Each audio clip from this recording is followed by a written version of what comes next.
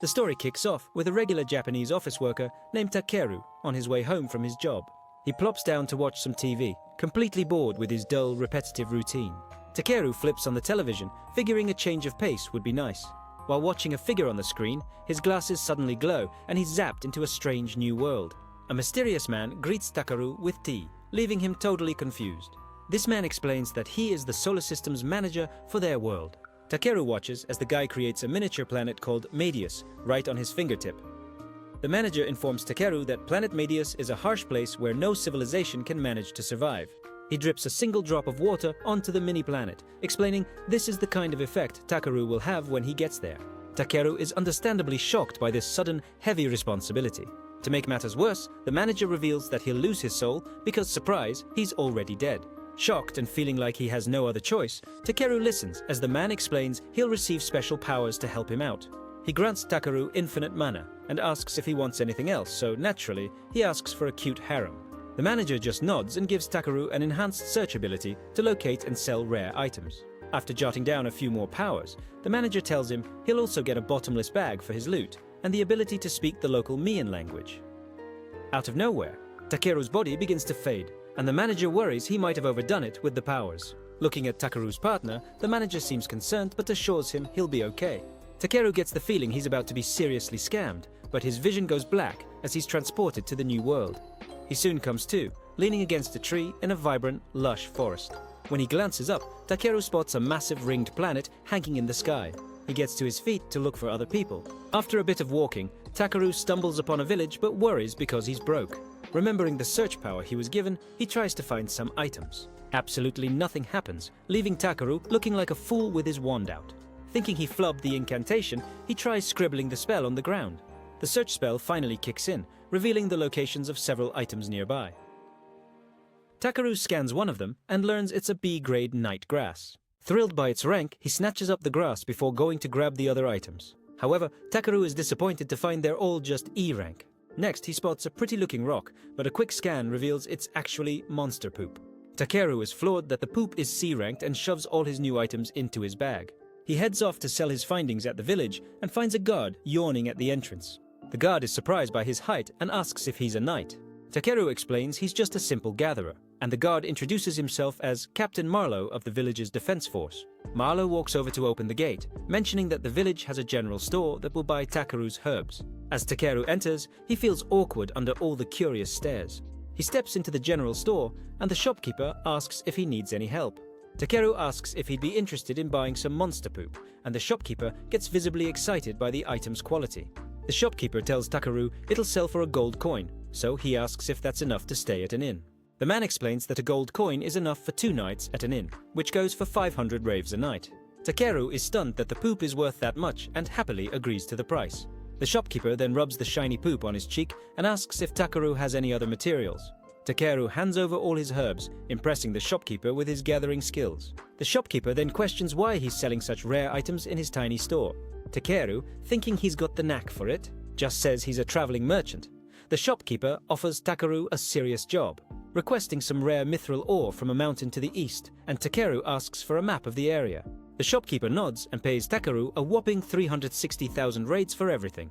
Takeru's eyes nearly pop out of his head at the sight of all the cash, but the shopkeeper warns him he'll run into monsters on that mountain. With his new fortune, Takeru books a room at an inn to get some rest. An employee comes in with a tub of hot water, telling Takeru he can use it to wash up. He asks where he could find a full bath, and she reveals that only nobles can afford such a luxury. However, she suggests he could also ask a water magician for one. Excited at the chance to use his own magic, Takeru takes the bowl and gives the girl a nice tip for her trouble. After she leaves, Takeru tries chanting some words for a bath. The word clean unleashes a gush of water that deep cleans his entire body. Outside, the girl is surprised by Takeru's happy noises. He's glad to be clean, but frustrated that he can't soak in a proper, cozy bath. The following day, Takeru is out gathering more herbs when he spots a spade symbol. He goes to check it out and finds a rotten skeleton decked out in fighting gear. Takeru stumbles back in shock, realizing it's the body of a fallen adventurer. He finds an amulet that contains a letter from the adventurer's sister. From it, Takeru learns the adventurer was trying to find money to cure his father's illness, but his sister just wanted him to come home safely. Feeling sorry for the poor soul, he digs a grave and offers a prayer.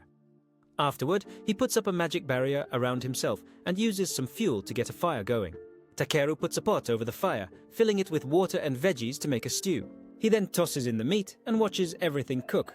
Once the stew is ready, Takeru takes a taste and finds it absolutely delicious, praising this new world for having so many flavorful spices. After his meal, Takeru ventures into the white forest of ancient dragons, fully aware that dangerous monsters are lurking nearby. He casts a spell to create some light, which reveals more herbs around him, but he's disappointed there's no ore.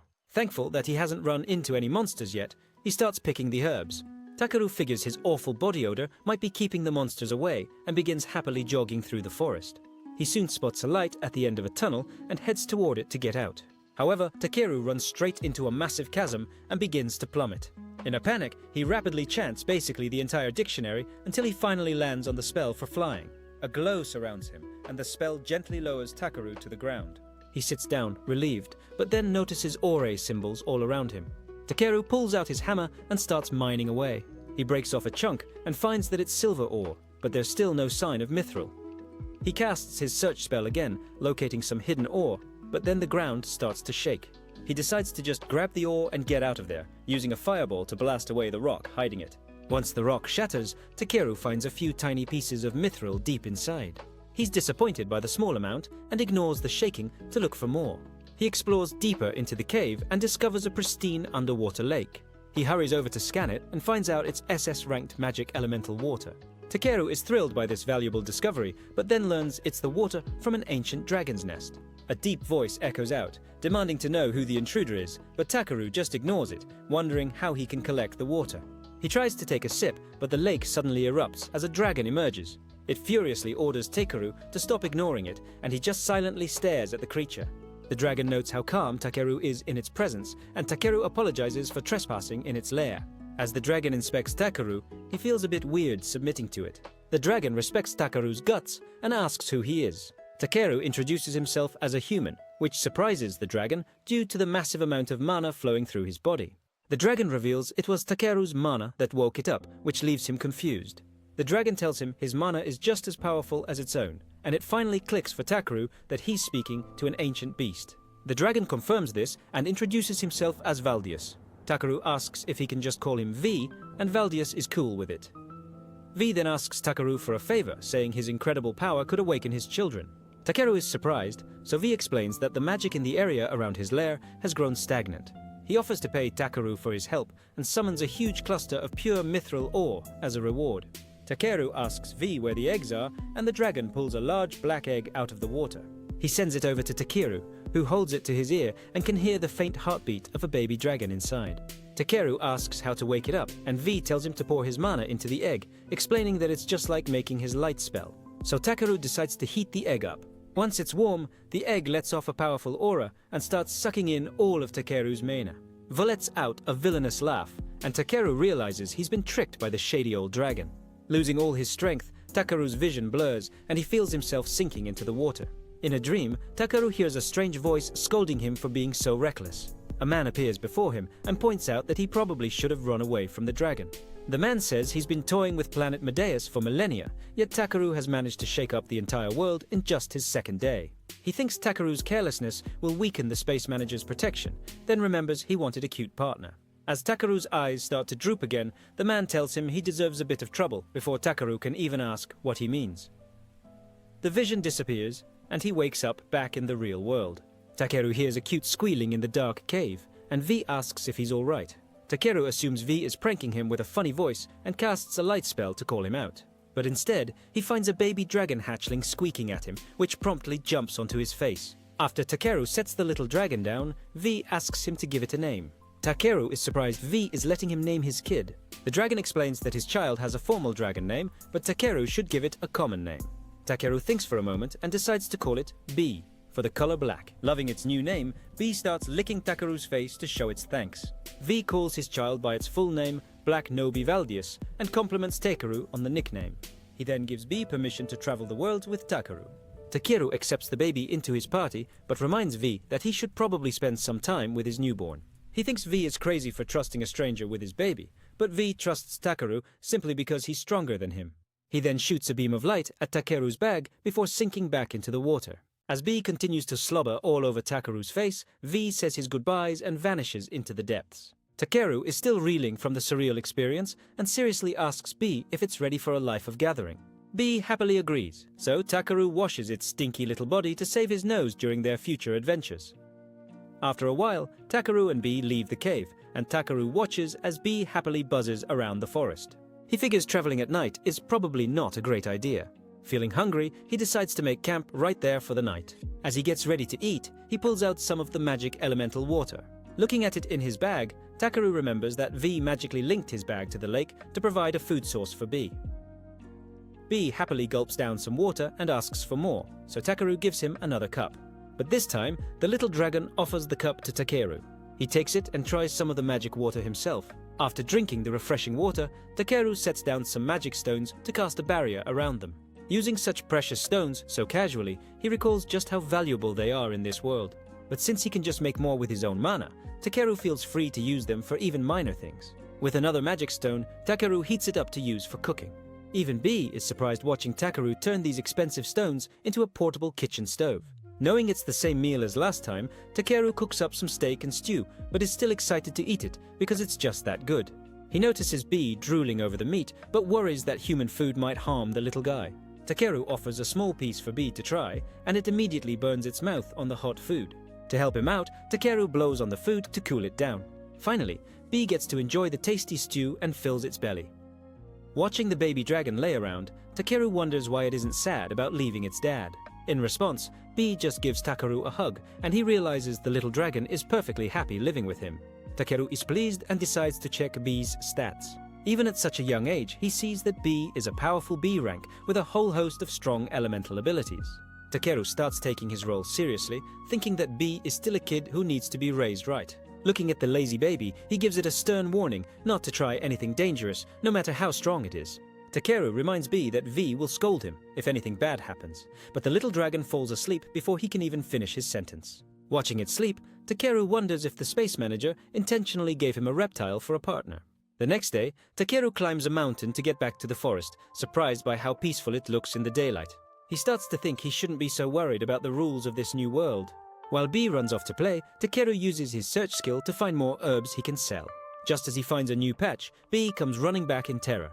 Takeru scans for monsters and detects several in the vicinity. He remembers how the monsters seemed to be scared off by his smell before, and figures his trip to the magic cave must have washed it off. Wanting to score some monster loot, he prepares for a fight. Suddenly, a ferocious rock falcon screeches behind Takeru, but compared to an ancient dragon, he finds it kind of adorable. Noticing the bird's meat, Takeru decides to turn it into some fantasy world KFC. As the bird dives at Takeru, he throws up a shield and readies some ice needles. With a single attack, Takeru turns the falcon into a featherless carcass. He then turns his attention to some serpent wolves surrounding him. As one wolf lunges, Takeru uses a speed-enhancing ability to leap out of the way. He then hardens his body with another skill and brings his foot down hard on the wolf's skull. After taking that one out, he deals with two more, but a sneaky one tries to creep up behind him. Takeru easily knocks it aside before finishing off the rest of the pack. He starts collecting all the monster meat and materials, but then notices even more monsters closing in. Not wanting to spend all day fighting, Takeru wonders how to make a quick getaway. B grabs him and starts flapping its tiny wings as hard as it can. Takeru doubts B can lift him, but to his surprise, it actually works. To make it easier for B, Takeru casts a spell to reduce his own weight, and they shoot up into the sky. As a lady opens her eyes, B carries Takeru so high he's nearly in space, forcing him to yell that it's too high. Startled, the baby dragon drops Takeru all the way to the ground. He wakes up to B licking his face and realizes the little guy actually carried him completely out of the forest. Takeru is shocked by B's incredible speed and thanks him for the help. However, he also reminds the dragon to be a bit more gentle next time, since he can't really handle its full power. Pleased with the praise, B tries to give Takeru a hug, but ends up headbutting him in the stomach instead. Afterward, they continue on their way back to Tormi village. As they're walking, B notices a strange branch in Takeru's hand. He explains that it's called the Yggdrasil branch, revealing that he's had this legendary SS rank item since his first day here, but its powers have been dormant. B nods and then blows a puff of smoke on the branch. Takeru is amazed to see that B's magic breath actually awakened the sleeping item. He wonders how to use the new staff, thinking it makes him look more like a magician than a gatherer. Suddenly, a growl echoes through the forest, and Takeru tells B to be on guard. As he wonders if it's another monster, B zips off toward the sound. Takeru chases after him, hoping the baby dragon stays out of trouble. He finds B circling a tree where a young elf has collapsed. Takeru wonders if she was attacked by the monster, but the loud rumbling from the elf's stomach answers his question. She hasn't eaten in days. The elf asks for some water, so he reaches into his bag and gives her some, which she quickly drinks down. The elf thanks Takeru, but says she's still hungry. Remembering he has some leftover lunch, Takeru gives her a sandwich, which the elf girl greedily devours. As she praises the heavenly meal, Takeru is shocked to see an elf acting with so little refinement. He reminds her that even stale bread would taste amazing to someone who's starving. She says she has her will to live back, wondering how she managed to run out of food so fast. Takeru points out that the village isn't that far from the forest. After she explains she had to leave in a hurry, Takeru scolds her for being so careless. Embarrassed, the girl tries to explain herself, but Takeru is suddenly hit by her bad smell. He's disappointed that she smells like poop instead of flowers, and the elf girl is clearly offended by his rude comment. After thanking him again, she gets up and sprints off into the forest. Once she's gone, Takeru gathers a few more materials on his way home. Just outside the forest, B spots something, and Takeru sees a carriage on the road. As it gets closer, he notices it's being pulled by a special E-rank unicorn horse. The driver, a man named Poron, asks him, "What are you doing in the forest alone?" Takeru tells him he's heading to Tormi village. Poron is surprised he's walking the whole way, while his wife and kids look on with curiosity. Noticing the staff in his hand, Poron asks, "Are you a magician?" Takeru quickly explains he's just a gatherer, and Poron is impressed by his rare profession, mentioning that his family is also on their way to Tormi. Poron offers Takeru a ride, but he politely declines, saying he's too big to fit inside the carriage. Poron's kids giggle at Takeru's unusual appearance. Despite his protests, Poron insists, so Takeru hops onto the back of the carriage. As he settles in, Takeru wonders why all the kids in this world seem to like him so much. Poron teases him about his size, and Takeru apologizes again for taking up so much room. Poron waves it off, saying he doesn't mind helping a fellow Tormi resident, and his family agrees. Takeru is surprised to see such young kids on what could be a dangerous journey. Poron's daughter, Yunan, offers him a small gift. As he accepts it, he asks the family why they trust him so easily. Poron's son, Kin, explains that if Takeru were a bad person, their magical item would have warned them. Takeru notices a little bell with a magic stone inside and thinks he could probably make something similar himself. He then remembers his manners and introduces himself. And Poron's wife, Eliza, introduces herself as well. Suddenly, B starts squirming inside Takeru's bag, and the kids notice. They ask about the strange noise, and Takeru tries to play it cool since B is a rare monster. But Eliza tells him it's not that uncommon for adventurers to have monster pets, so he lets them take a peek. Once B is out, the kids immediately start fawning over him. Poron and his wife are amazed that Takeru has a rare dragon. To hide B's true identity as an ancient dragon, Takeru just tells them it's a black dragon. They wonder if he might be a dragon knight, so Takeru clarifies that he just found and hatched a dragon egg. While B playfully messes with Takeru's leg, Poron is shocked that he could hatch a dragon egg all by himself. Takeru asks Eliza, "How rare are dragons?" She explains that even seeing a dragon knight is uncommon, but finding a real dragon is almost unheard of. Thinking about dragon knights from video games, Takeru wonders if he'll ever meet one in this world. Later that night, they stop for a break, and Takeru uses his magic stones to set up a protective barrier. Poron is relieved they won't be bothered by monsters, and Takeru adds that B will keep an eye out for anything suspicious. As the baby dragon flies around, the family feels much safer with his power on their side. When Eliza gets ready to make dinner, Takeru asks if he can handle the cooking for the night. As he pulls a full cooking set from his bag, the kids are convinced Takeru is a real magician. He explains it's just a bottomless storage bag, and then starts to cook. Once the food is ready, the family can't wait to dig in. After Takeru gives them the go-ahead, the kids eat first and instantly fall in love with the food. Poron and Eliza try some too, and Eliza praises Takeru's cooking. Poron, however, stays quiet with his shoulders shaking, prompting Eliza to ask, "Are you okay?" Suddenly, he looks up, his face a mess of tears and snot, crying that he's finally eating real food after so much bland, dried meat on their journey. At Poron's over-the-top praise, Takeru starts laughing, but Poron insists he must have used some kind of magic to make the food taste so good. Even the kids start laughing at their dad's silly antics before they finish up dinner. Once they're done, Poron takes out a guitar, and Eliza begins to sing along with him. Takeru starts playing with Poron's happy children, sharing a moment of simple joy with the family and remembering his own lonely life back on Earth, enjoying his time with them. Takeru thinks that spending time with other people is truly an amazing experience. Feeling grateful that this new world has given him a new life filled with friends, he puts B to sleep after they're done playing. With the baby dragon snoring softly, Takeru settles in for the night, looking up at the beautiful starry sky. But well, if you've made it this far, comment the word Daisuki to let me know you've reached the end. Here on the screen, I leave you with these 2 cool videos, just like the person watching this video. See you next time. Take care, drink water, take a shower, and bye.